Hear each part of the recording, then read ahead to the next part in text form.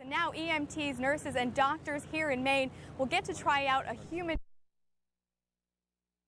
Here behind me, a shed that has been turned upside down by what the National Weather Service, as you said, is calling a tornado. Just take a look over here. The trees that are down here, there's actually a pond with fish in it underneath this pile of debris here.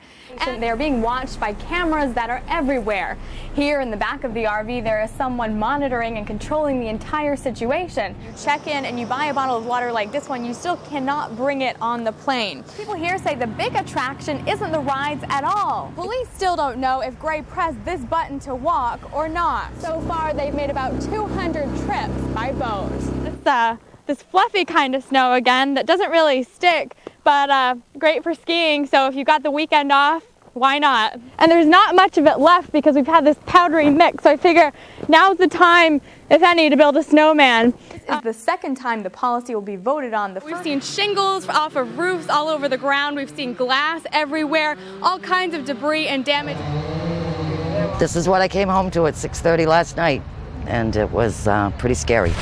Connie Lee's beloved backyard is one big mess. Right here, this air conditioner actually blew out of the window. Whoa. I couldn't even believe it. I've never seen anything like this in my whole lifetime. I was at a Red Sox game. Bob Pease came home to much of the same. So I was asking what happened, and then he said, well, it had to be a tornado. So whoever heard of having a tornado in Maine? Yeah, this is not good. But according to the National Weather Service, the storm that sent glass flying from this greenhouse was an F1 tornado. We've determined that this was indeed a tornado, maximum wind speeds of about 100 to 110 miles per hour. It's amazing how localized the damage is. At the edge of this neighborhood, on one side of the street, you can see exactly where the tornado went through. On the other side, it's virtually untouched. The path was about 1.5 miles long and up to about 200 yards wide. And it's under there. In that path, the Willys 1957 Lincoln Premier. It's my favorite. Yeah. Bob Pease's pickup truck isn't exactly a classic, but the two kayaks in the back, This is a bad sign. he built himself. In this neighborhood, there's a lot of cleaning up to do, This yard will never look like it did before. but people here are thankful It's bad. But fortunately, it missed the house. that even with all this debris and damage, no one was hurt. In North Berwick, Gemma Waite, News Center. Waite is following the story and joins us now from the corner of State and Broadway in Bangor. Gemma.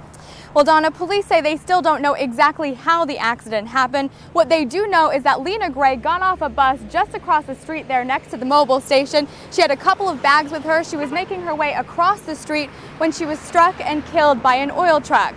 Now, we wanted to find out how easy or difficult it is to cross at this intersection, so we set up here today with this stopwatch and our camera.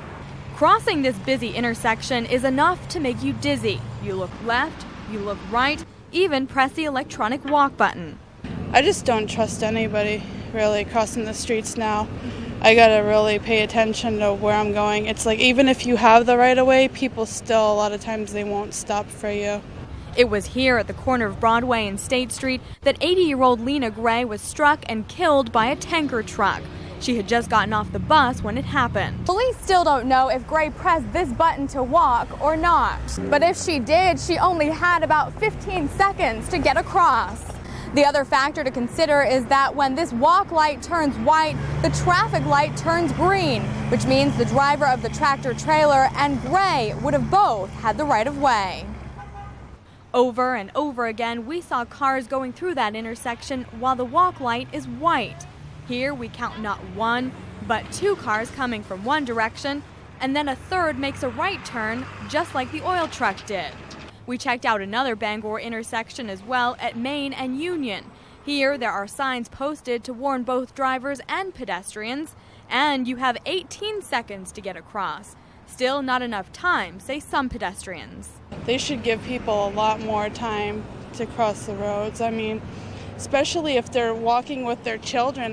Bangor Police Detective Pete Arno says even when pedestrians have the right of way, they should always be looking left and right. Just to be aware of the surroundings and, realize that, people aren't always watching out for them, so they need to sort of take a look around them before they step off the sidewalk into the street. Now, I spoke with city engineer Jim Ring this afternoon, and I told him about what we had discovered here at this intersection. He told me that he does plan to take a closer look at the timing of the lights and the electronic crosswalks here flashing white when the traffic lights turn green. Donna? Now EMTs, nurses, and doctors here in Maine will get to try out a human patient simulator. This afternoon we got to tour the RV before it hits the road. Sounds like he's aerating a little better, but he's getting awful tired, Rick. Okay. Carol Jordan and Rick Simpson are tending to a sick patient, Stan, who just fell 30 feet. Ooh, compound fracture. He's got a broken leg and is having difficulty breathing. Okay, how about our vital signs? Pressure's 100/47. Very good. While Stan may act like a real person, he blinks, breathes, and bleeds. He's just a mannequin.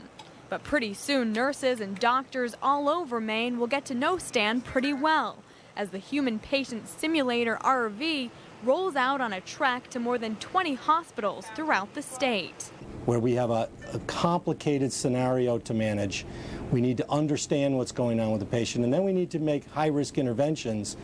Well, we can do that in a simulator without any risk to a real patient.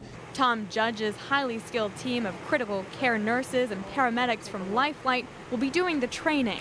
We're really the only medical care provider that touches everybody in the state. We work with all of the EMS services in the state. We work with all the hospitals in the state. This week it's at Eastern Maine Medical Center. Dr. Norm Dinerman says this type of training is as close as it gets to the real thing.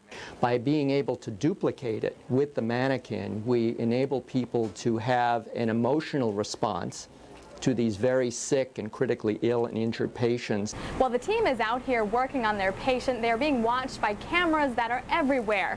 Here in the back of the RV, there is someone monitoring and controlling the entire situation, so things could change at any given moment. When they see themselves making a mistake on tape, it hurts twice as much. They're like, oh, look at that, look at that.